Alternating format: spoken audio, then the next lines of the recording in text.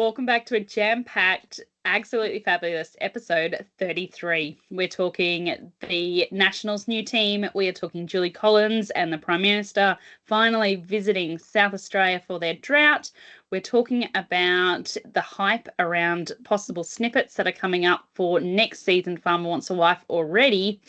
We've recovered, and we're also going to be covering 2 articles sent in by the AgFabs, including dangerous ideologies prompting the reflection of women's roles in agriculture and where this article and topic actually began. For those who had questions, including Gillian, about why the macadamia farmers who have the beautiful mist spray that Gillian and I have been trialing and talking about over the last few episodes, they've got questions. They answered the questions about why the change from cattle farming to macadamias. So let's get into it.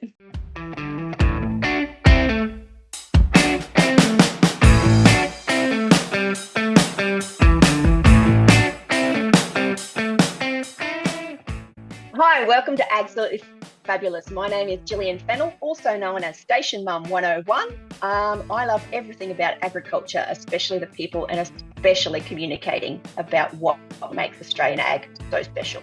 And I'm Katja Williams, a beef, cattle and cropping farmer, and I love all things ag, and I'm also known as the ultimate farm wife. Together we are absolutely fabulous, and we are talking all things agriculture beyond the headlines. And we can't wait to give our opinion to you, and we hope you enjoy it. So let's get into today's episode.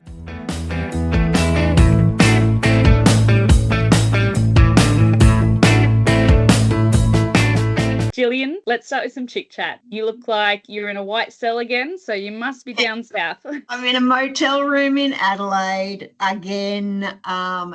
Just at the International Year of the Rangelands Conference, actually, on behalf of Livestock SA, and it's been very interesting. It's the most multicultural conference I've ever been to because it's from rangelands all over the world. So I think Africa, Mongolia, France, believe it or not, Spain, America, of course, Canada.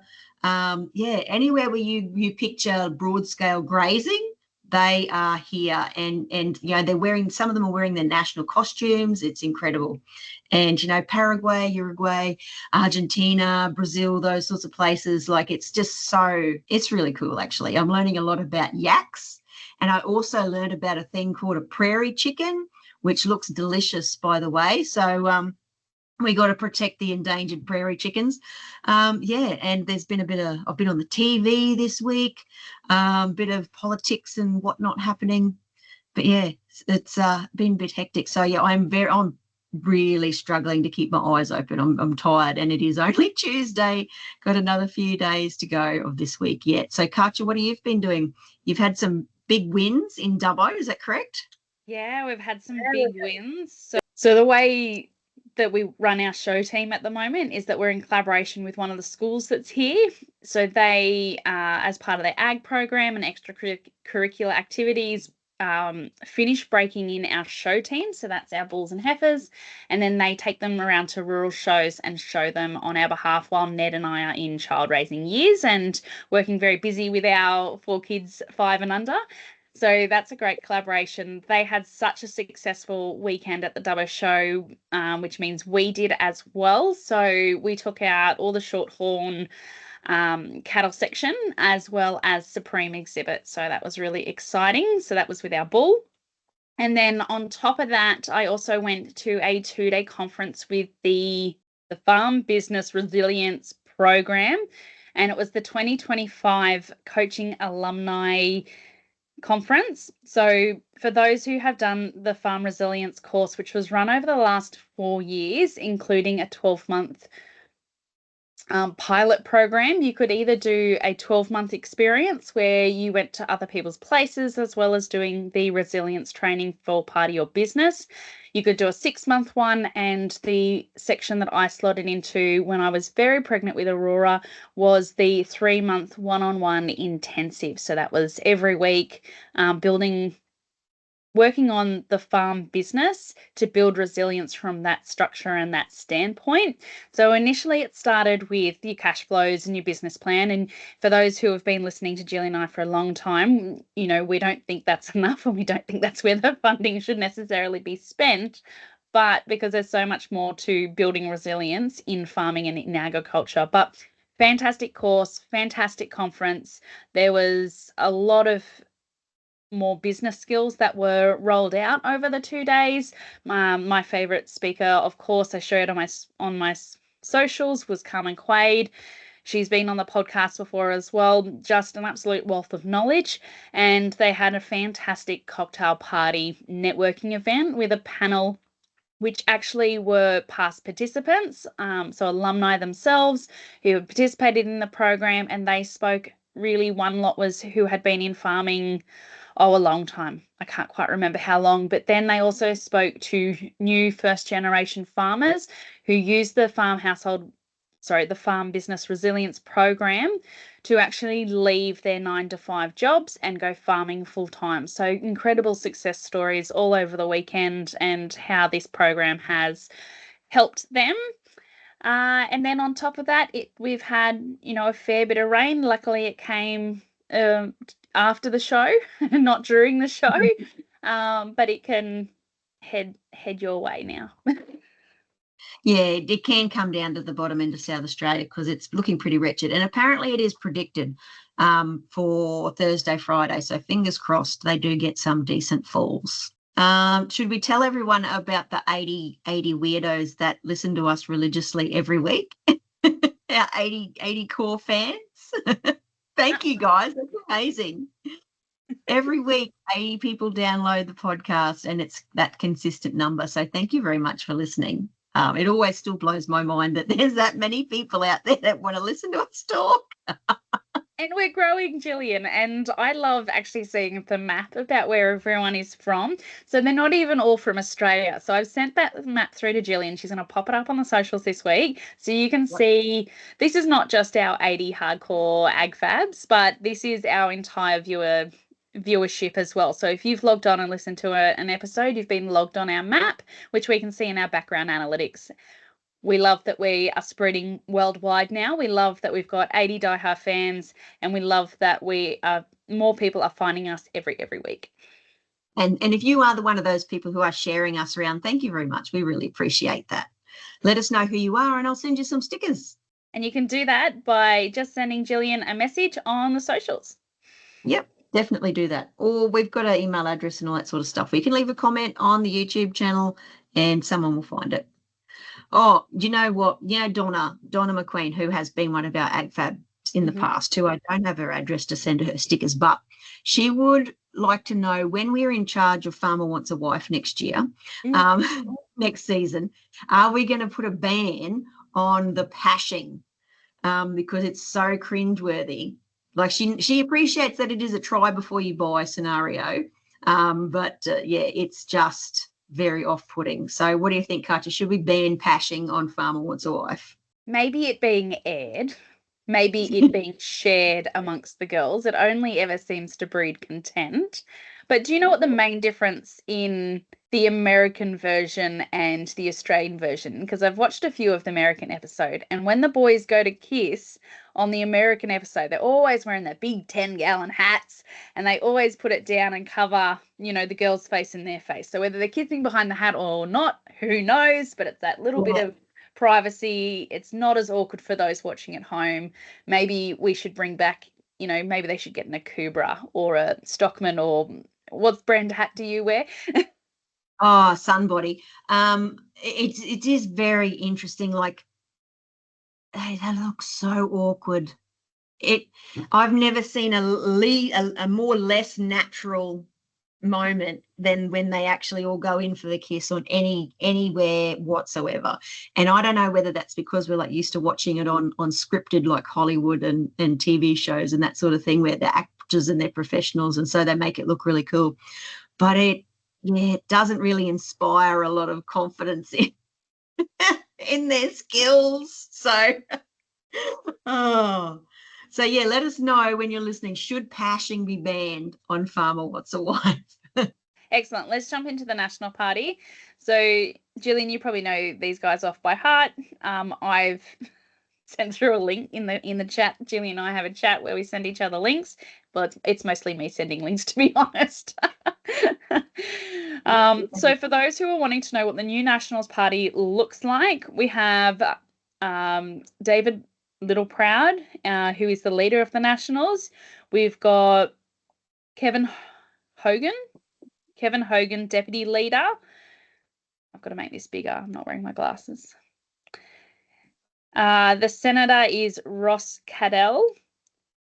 Pat Conaghan is the Shadow Assistant Treasurer, and Jamie Chaffey, who I see his posters everywhere in our region. He's the Shadow Assistant Minister of Agriculture and Shadow Minister of Resources. Yeah, it is. I don't know. There's a lot of middle-aged white men in there. That was actually my first reaction as well. I do know that Bridget McKenzie is leader of Nationals business in the Senate, but other than that, I don't know that they're flush with a lot of actually elected like seat holder females, which could, sort of tell them something about where they're possibly going wrong, rapidly losing relevance perhaps. Not that I'm a political advisor at all, but I am a woman in agriculture and have pretty strong views about this. But yeah, look, I think we're just in for 3 years of more of the same of what we've just had. I don't see anything exciting or new or spectacular happening. It's, yeah. I wonder why she didn't make the Nationals post about it. Yeah. It's funny the way they split up the business between the Senate and the actual shadow ministry. So, yeah, it's, I don't know. I think all is not well internally in Liberal and National Party land. So, yeah, get your shit together, guys. We need a decent opposition, and that goes for whether whoever's in power, the opposition needs to hold whoever's in power to account. So, get your act together, do your job. Stop fighting with each other like a bunch of big babies. That's about all we can say about that. Absolutely. The next one we've been sent in is when you ask an appropriate question and you give lots of background information and you ask something specific on socials, and the comment section always seems to be like the lamb ad we spoke about last year. Everyone is just having their two bob, they're having their opinion, and it has no reference to the question. If you guys are in an agricultural group and someone asks a specific question, if you can help them, great, answer them, help them out. If you just want to put in your two bob and it's not helpful, stay out of the chat, stay out of the comment section. It is infuriating when someone is asking a question when they are looking for something specific and you all just want to point them in a completely different direction or have your say on what's an appropriate budget or what's an appropriate amount to spend on something. If they've got a budget, that's what they're looking for. It's not up to you to make decisions or have an opinion on why that's their budget. Yeah, and this goes for, like, you could just be anything. Like, you could say, I'm looking for a new mixing bowl, and people would say, oh, well, you can buy hand mixers at Kmart. Like, that's not even the question I asked. Or if you're looking for something high end, you could go to, Peters of Kensington and buy a Mixmaster. I'm looking at just a bowl. That's all I want. That's all I asked for. And, and part of that, and you see this a lot, especially on Facebook, because some people just want to be part of a community and want to be part of the conversation, but some people are just assholes, feel the compulsion to sort of set everyone else straight and show them the error of their ways, even when that's not what is required here. So, yeah, second, you don't have to reply to every post. It's, if you're in a group chat or whatever, some of it's just scroll on. If you can't bring any value, just scroll on. A little bit of a self-plug here coming up. Our on-property bull sale is coming up on Tuesday, the 8th of July, so you may start to see some of those posts coming across the AgFab socials. So thank you, Gillian, for sharing all of those. If you are after a shorthorn bull or commercial female and you're wanting to know a bit more, you can either contact us at the socials, or you can head across to the Poledale website and put in some communication there. You can even join our mailing list. So that's www.poledalestudshorthorns.com. But if you are looking for some, Kutches are now prize winning. Have been for some years, actually. So any articles that we're discussing during our episode, as usual, we'll have them on the social feeds. So please find those and comment below. If you can't find one, Gillian always puts up on a Friday the new episode tile. So jump on that and have any discussion that you would like. Before we head into question and answer, I have received my first book box, which I used the code, our code, Fabulous15, to get my 15% off. That is an individual book. It doesn't go on the subscription. If you're wondering what I'm talking about, we've previously spoken about BookBox. They are subscription service where you fill out your online survey with your preferences for the type of books that you enjoy, whether that's fantasy, romance, Australian self-help books, self-care books, whatever it is. You can fill out that survey, purchase yourself a box using our code for the single purchases, and they will send that directly to you. So the box that I got this month is a self-care box. I've sent some images through to Gillian to add to the socials, so you can see the book that I received this month, as well as I like to snack while I read. I love tea, and I enjoy, because it's a self-care package, they've also sent me a bath bomb and a little reading light. So thank you guys at BookBox for that. I'm looking forward to sitting down and diving into that book, my box of chockies, with my bath bomb and tea.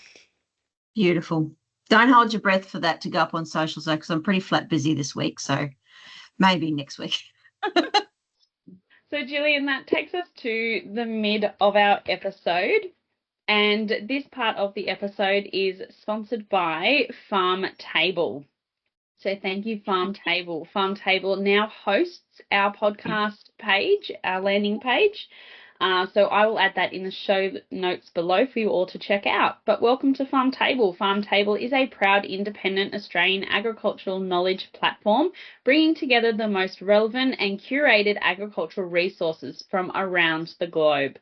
More than that, Farm Table supports industry collaboration, peer-to-peer networking, and functions to build the capacity of individuals and organisations across the entire Australian ag supply chain.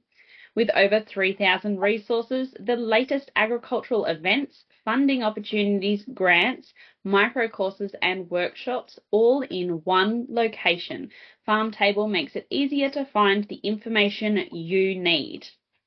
Gillian, do we have any questions? Not questions per se, but we do have the Gondwana macadamias. They decided to switch from cattle farming to growing macadamias, and I said, what could possess them? So husband had a midlife crisis was one reason. They believed that changing weather patterns and wanting the security of an irrigated farming system, which is very understandable. Mm-hmm. And then they were wiped out by a big flood. So changing weather patterns indeed.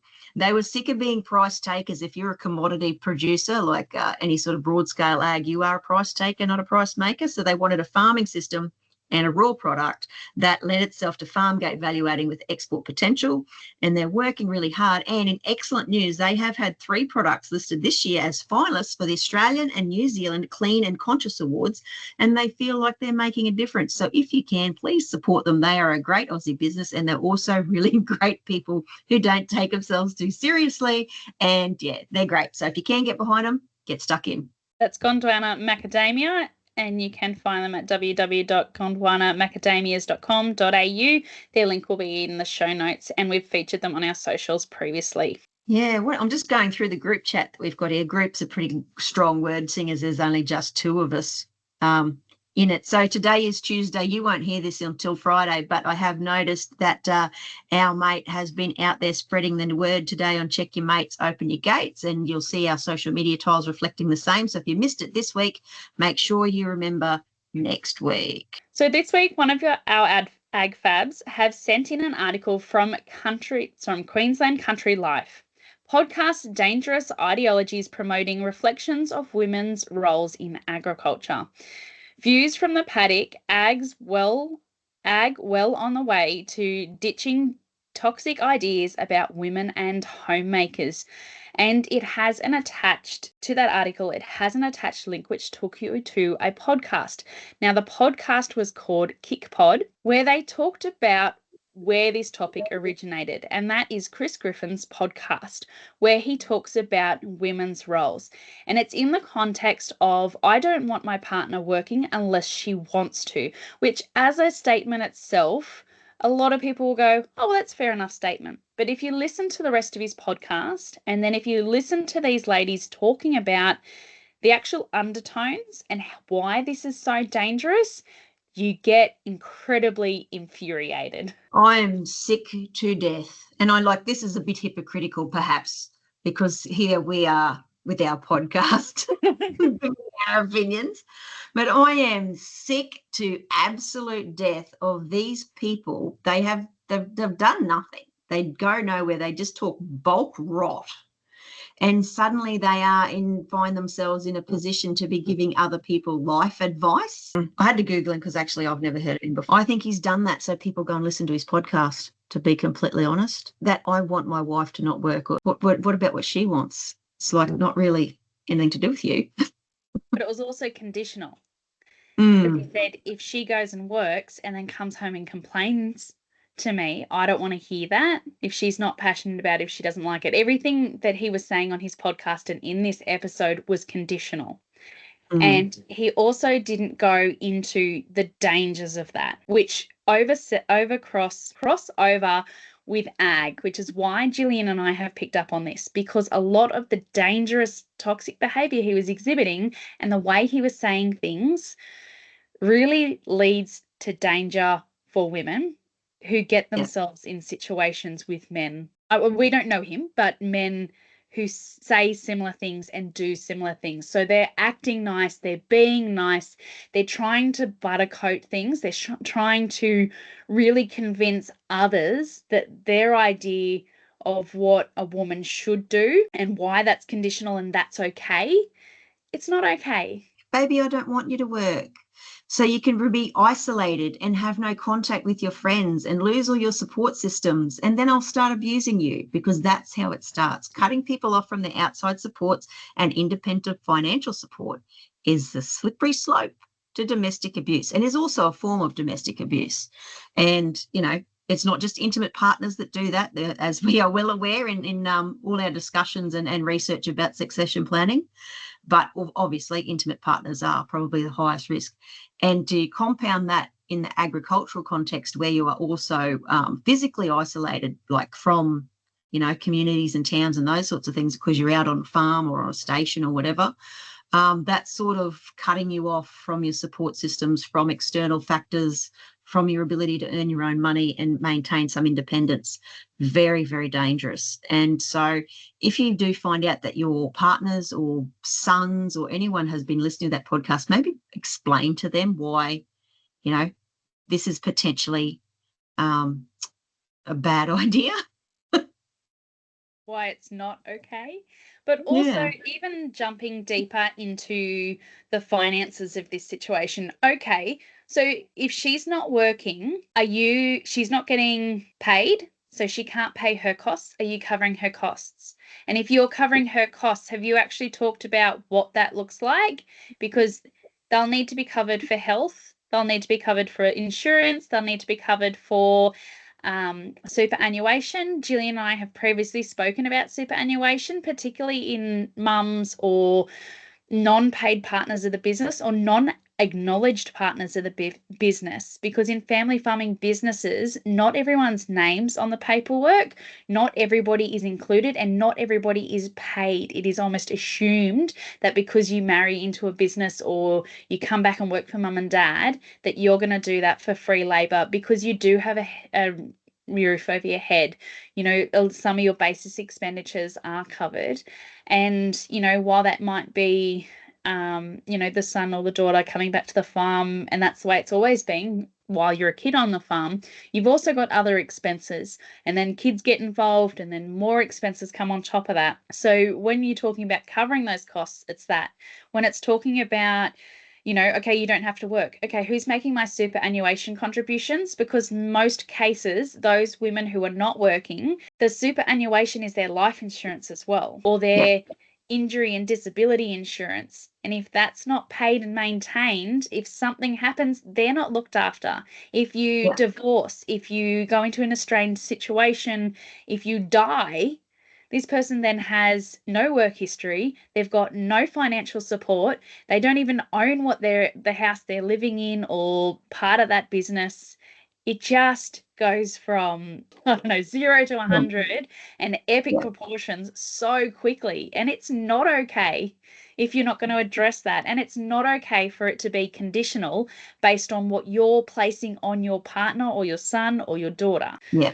And it's very, if you don't want to, like if you talk to your partner and you both come to the decision that I will stay home and be the primary caregiver and look after the house and do all of that, that will be my role in this relationship. And in return for that, these are what you will have to provide for me. If you decide to do that and you have those hard discussions, because sometimes they are hard to have because society places these rules and expectations around us that, because 20 years ago, 30 years ago, 40 years, that was just it. Women did women things and men did working man things. And, you stayed at home and did what you were told. But those things are changing.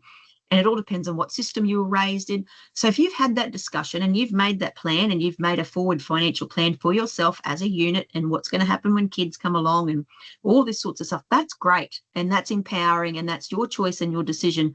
But for the love of God, please don't let your partner say to you things like, I don't want you to work. And if you do go to work, don't bother complaining to me about it, because that's a very slippery slope. Because if he says, I don't want you complaining about it, he's disrespecting you as a person. And it's showing that you are less, he thinks you are less than him, which is also not a great idea. It also goes into that spiral of, I am the provider and therefore you need to dote on me and you need to beg for money, or you need to, it goes into that realm as well. It's not okay for them to have complete support. If they're going into that, then you need to have access to that account. You need to have access to those finances, and what your wants and needs and your basic care needs to be factored into that budget so that you can look after yourself. Yeah, and you are entitled to that because you are a person and you are worthy, and and you see this a lot, especially when coercive control and financial control starts. The controller is never missing out. They're still having their hobbies, their nights out with their friends. The controlee is gradually stripped of everything that's meaningful and makes them feel like a person. Hair appointments, new clothes, all those sorts of things are gradually stripped away because they'd have no access to funds of their own. And the controller maintains exclusive access to those funds. And, if you're young and in love and you're listening to us, you might think that it's not that a big deal. He could never do that to you. And just be aware that these things do happen, and it happens a lot more frequently than we generally talk about. And we're just trying to make sure that everyone stays safe and everyone is aware, goes into things with their eyes open, ready to have hard talks and ready to make, good decisions for yourself and your partner and your family. And then that leads into further down the road as we go, Gillian. We've talked about this through succession planning. A lot of the time, especially in ag, when you get to that point where then it's next, you're handing over to the next generation or you're wanting to integrate into the next generation, there's that fear of, well, what are we going to live off? Because a lot of agricultural businesses don't have superannuation funds. They don't have a retirement fund. The farm has always been their retirement fund. They will joke that their superannuation is the back paddock and all they need to do is sell that and then they will be fine. And that's what leads to these issues later down the road in succession planning, in handing over the reins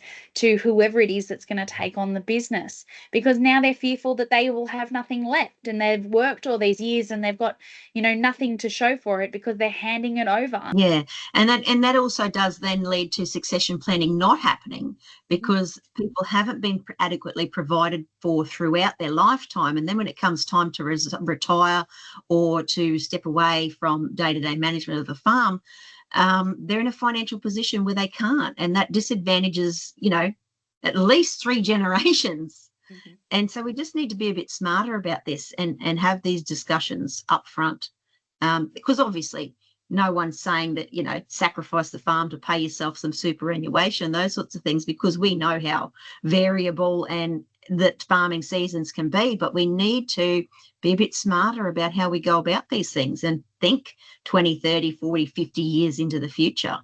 And I can tell you now, if your partner is saying things to you like, I don't want you to work if you don't have to, and those sorts of things, having discussions about 30 years into the future when you might want to both retire, it's going to be almost impossible. So, yeah, think about that. Because there was other comments that really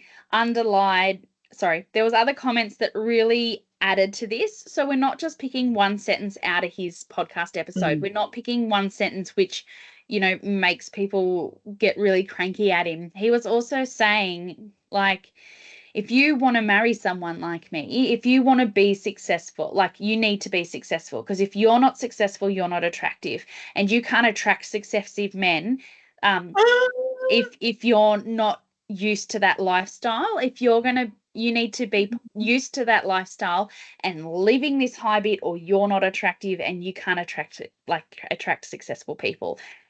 Be a high value man, can't you? What a fucking ludicrous thing to say. He's curious and likes to educate, allegedly. That's not he doesn't educate.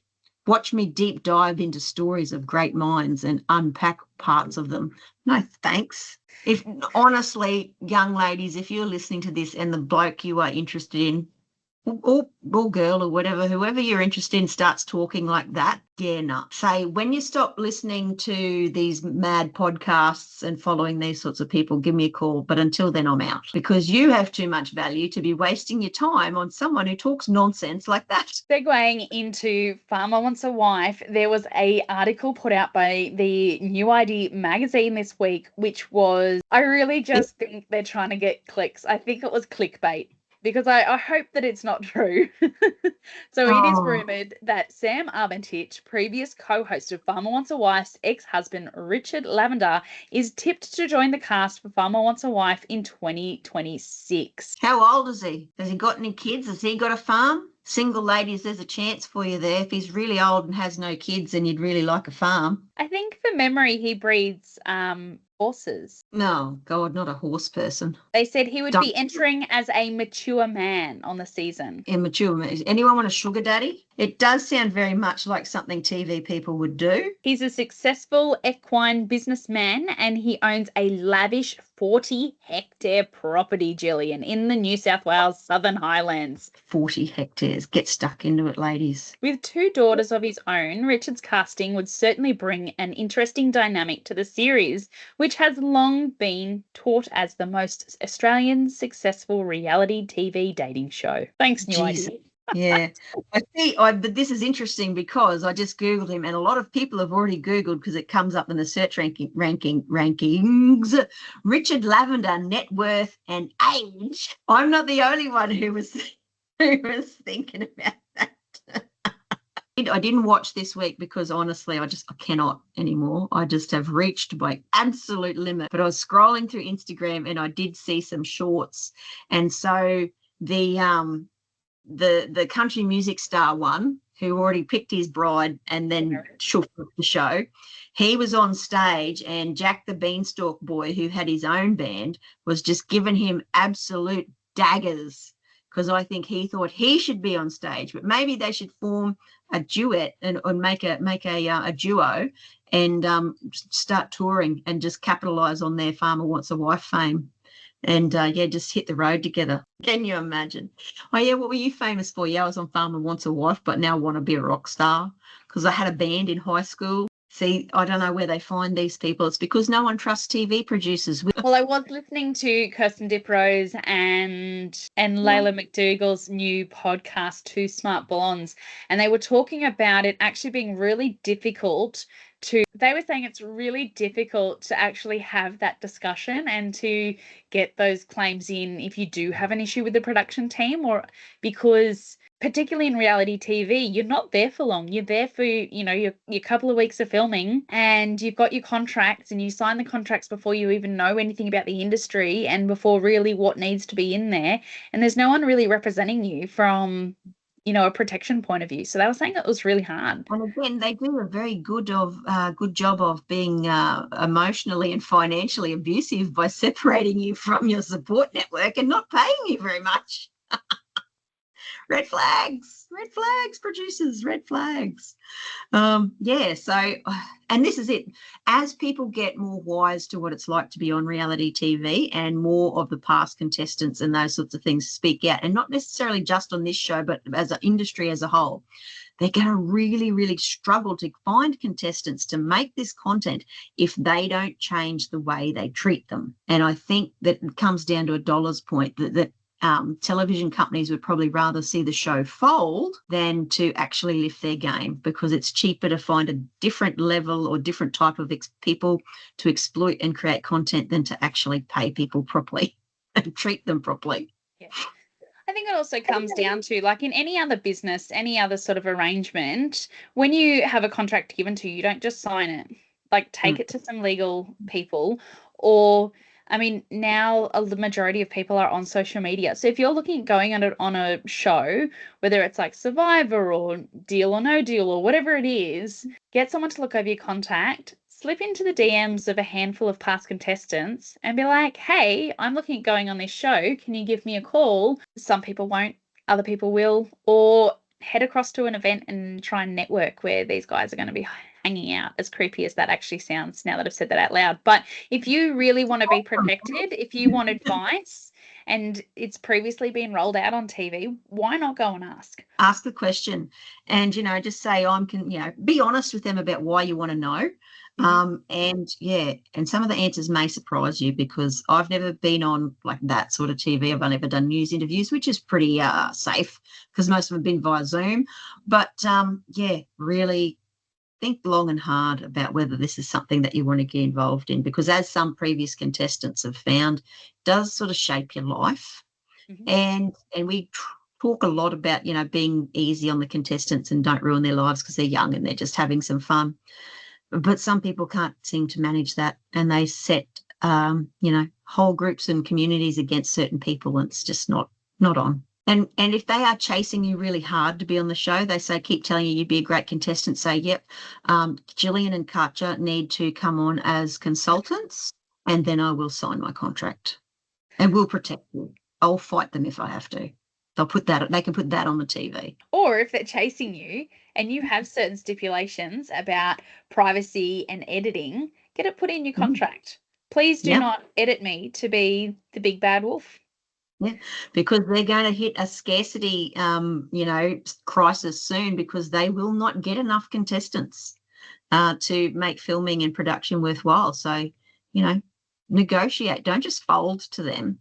At least ask the question, because you either will get what you're asking for or something in the middle, or they won't agree, and you'll know that you are putting yourself in a pretty precarious situation. For those who are relying on our podcast to find out a little bit more about what happened this week, there was a little bit of drama on Farmer Thomas's farm. Now, I'm not completely convinced that it wasn't slightly fabricated. So what happened was that Farmer Thomas was open and honest to two of the girls that he was still receiving text messages from Claire. Claire was a previous contestant who chose herself to exit earlier in the experience, and they were still texting. And he had already breached Clarette's trust earlier on in the season. So this is hit number 2 to actually being truthful, because he's still flirting not only with the other girls on farm, but also somebody else. Don't know if that was fabricated, but he ended up leaving the farm. And his girls ended up going to the country ball by themselves, farmerless, hoping that he would turn up. When he did turn up, he was all smiles. You know, he said, yeah, and he probably needs to work on how he reacts, and he probably needs to work on, you know, himself and blah, blah, blah. And he said sorry. We know we've previously talked about, you know, some of these boys not being very charismatic and not being able to share things very well. But at the same time, none of his apologies felt authentic. And when his girls turned up to, you know, the country ball and some of the other filming, the only person who wasn't really happy was probably Clarette. Everybody else sort of still had smiles. They still felt okay. And he just waltzed in and was like, hi, didn't know what I was going to walk into, but hey, I'm here. And that kind of made me think, I wonder if it was produced. Yeah, I don't know. I do know late last week, I was talking to one of his neighbours who said that she cannot bear to watch the show because she knows him really well in real life. She just cannot watch it, and obviously because she does know the result as well. She said none of his behaviour on the show that she's like people have described her and stuff. She said, yeah, that sounds exactly right.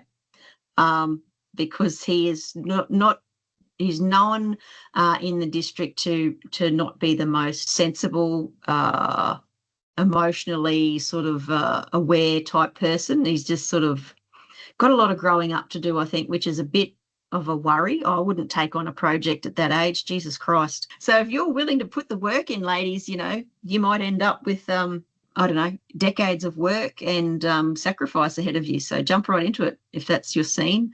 I don't think any of these guys have the capacity to understand their own behaviour or impacts on others, which is why their previous relationships haven't worked. Yeah, scripted probably. They probably had to, the producer probably had to say, now you have to go back and explain and say, these are the words you need to say because the girls are very upset. Because, yeah, I don't think he is very good at processing his own emotions, and apparently that has been something that he's known for. I wonder if something you can add to your contract is, you know, 10 or 20 sessions of mental health counselling afterwards, post-production. Assistance, you know, even if it was just a helpline you could call, like, I need help. I need a Zoom call with my psychotherapist. I need therapy right now.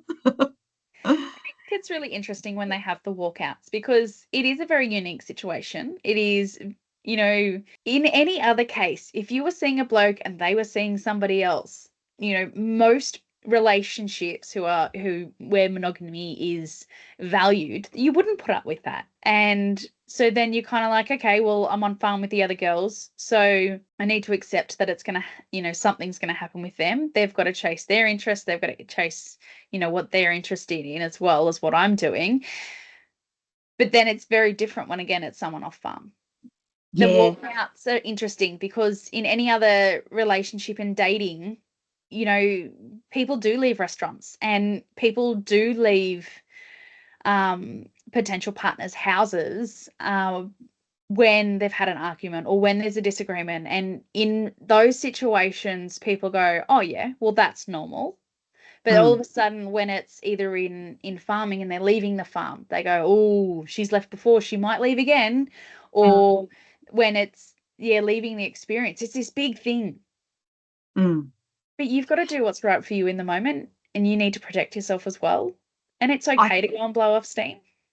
It is conditioning in a way. It's conditioning people to tolerate circumstances that they wouldn't normally tolerate. And I think in agriculture, especially and as an agricultural wife, you know, it's implied, if it's not outrightly said, that it's your duty to tolerate these circumstances. And that's a hang up from like the 40s and 50s, you know, where you must support the man no matter what. And, you know, he's just a big baby and basically you need to look after him and, you know, sacrifice your own sense of self to ensure that he never experiences a moment of discomfort. And I've seen that in this show this season, that a lot of women aren't willing to tolerate that nonsense anymore, and they say, hey, pack their bags and say, this is not for me. And I do wonder about what's happening to young people watching this show, and they go, oh, and when they do make it out to be, oh, she left, she quit, she this, she that. Yeah, because she wasn't going to tolerate that disrespect. So shouldn't they be saying, well, she's had enough of his shenanigans. She's taken herself back to find, someone who will actually understand her. But no, the men in all these things is held up to be some sort of hero that he needs this, he needs, again, not a princess. He doesn't need a partner. He needs a wife, which is a very specific term in that traditional context. He needs someone to look after him, care for him, put their needs to one side so he can take centre stage. Yeah, it's all starting to feel very brainwashy 1950s, actually. Why do we even want to talk about this show culture? This is very not cool. I've just had a realisation. I don't like it. Nothing wrong with challenging the norm by showcasing it. But I also did want to discuss, it is finally episode 13, and we have had some more farm chores. So we spoke about previously when we were reviewing this show, and we were saying, they're not getting to the in-depth of the girls and the boys and the relationships and the farm. Like, what does it mean to be on their farm?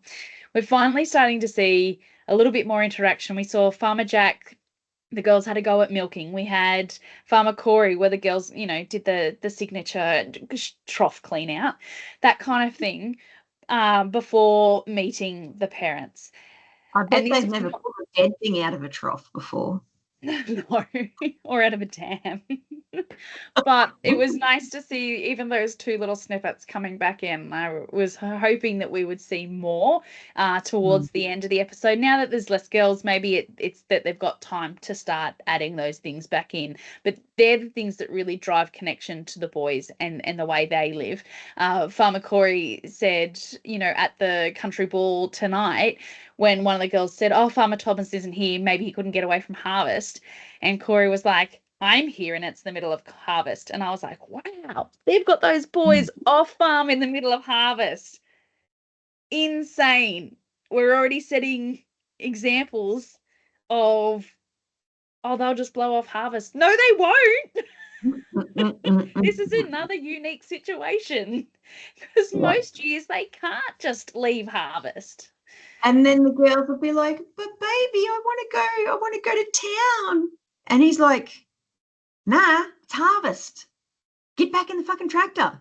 Like, unless you're bringing me my lunch or my dinner or my smoker, I'm not interested. How do you want to wrap this one up, Gillian? Yeah, so exciting news in South Australia that we did mention in the intro, but we got carried away with all the farmer wants a wife drama.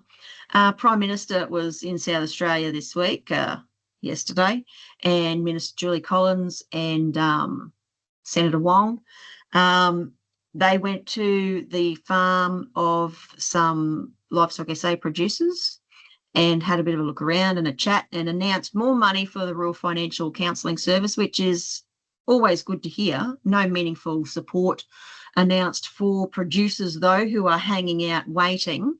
I would like to say one thing, though. The producers that the Prime Minister went to visit, they're top producers. They're really switched on. They have done everything right. And some of the comments that they are receiving on social media, you guys need to be ashamed of yourselves. So in the vision, in the pit photos, they've got a big hay shed full of hay, which is exactly what a top operator should have. When there is a hay shortage, you build yourself hay storage in the good times and you fill it full of hay. They've got lambs in containment feeding and they are fat and they look good. And that is something else a good operator should do who's made plans for the future, because then you maintain your cash flow and you keep your business afloat. I have seen some terrible comments about, oh, well, they're not even struggling and look at their fat lambs and look at all their hay, greedy farmers. They're hoarding all that hay when other farmers are going without. I swear to absolute God, do not criticise people who have done a good job. Mm-hmm. There's lots of different reasons you might find yourself without hay, and some of it may not be completely your fault, but do not take it out on someone else who is, obviously, and they are some of our top producers and really nice people. So that's pretty shameful. And, fingers crossed, like we only had Julie Collins here last week. We had a big discussion. fingers crossed we do actually get to have more meaningful discussions and not just photo opportunities on their way to Perth for cabinet. And yeah, we can actually get some meaningful support delivered for producers. But at the end of the day, it was just photo ops, politicians in their shiny shoes, shaking hands and kissing babies and all that sort of stuff. Not actual babies. They didn't even nurse a lamb. If you went on a politician and you went on a farm, you'd have to hold a farm animal, surely to Christ. Like, it's just a golden opportunity. Missed. I should be their media advisor. No, I don't think I'd tolerate that job. But yeah, so yeah, big visit, no announcements, no immediate relief for producers. Still fighting for you guys. I'm trying really, really hard. It's starting to really wear me down though, but I won't stop. So yeah, that was the big politics news in South Australia. And yeah, pretty shit. That's really, yeah, I'm disappointed to hear that. I was really hoping for a lot more on the ground support, and also really disappointed in those comments, because I think what the people who are commenting are not considering as well is the finances that those farmers have put aside to keep their livestock in great condition, and they should be focusing on that. The livestock are in great condition. They've done their drought resilience, they've done their planning, and they've made a big financial bite basically, and a big gamble to go into more debt or to get more loans, to go into more debt to be able to keep their livestock at the condition they are. That is what we need to be focusing on. And you and I quite often say this is the podcast where we need to close that urban and rural divide. For those who are commenting, please switch on. They're doing a really good job, and we should be boosting them up on that. There's a lot more that goes on behind, looking at that. One of those things is the same people who complain about these farmers not looking like they're struggling and those sorts of things. They're also the same people who say, oh, when's the PM going to go out and visit a farm? When he's going to... If you keep bagging out farmers who say yes to a ministerial visit, very, very soon, no farmers will be game to host ministers. So even when the ministers say, oh, we want to go and visit a farm, we won't be able to find a farm for them to visit because they don't want to be attacked by idiots on social media. So just bear that in mind. If you want people to go to farms, farmers have to be willing to host them. So don't bag out people who are willing to host these things, because it's a big thing to have ministers come to your farm. Like, we're pretty lucky in Australia, like our security requirements and all that sort of stuff are pretty slim. We're pretty lucky in that sense. We have a pretty good country to live in. We don't have to have the same sort of shenanigans that you see in other nations. But, it is still a big drama. And can you imagine the stress? Like, no film crews could come to my house because, as we've all heard before, it does look like an episode of Hoarders. Can you imagine putting that on TV? That's probably why they usually get their photos and things and stay for a cup of tea outside the household. But also, these farmers have also had to have done their drought feed run. If they're carting water, they've had to cart water. They've had to, try and find water available, or made water available to be able to scrub up, to clean their clothes, to get everything sorted as well on top of their normal day. They've gone out of their way to do this, to showcase, what everything's up to. But also, when they're looking for when the ministers are looking for places to go, their team who does the call and searches around, they will ask you things on the phone, because in the last New South Wales drought, we had some people contact us. They were coming to the district.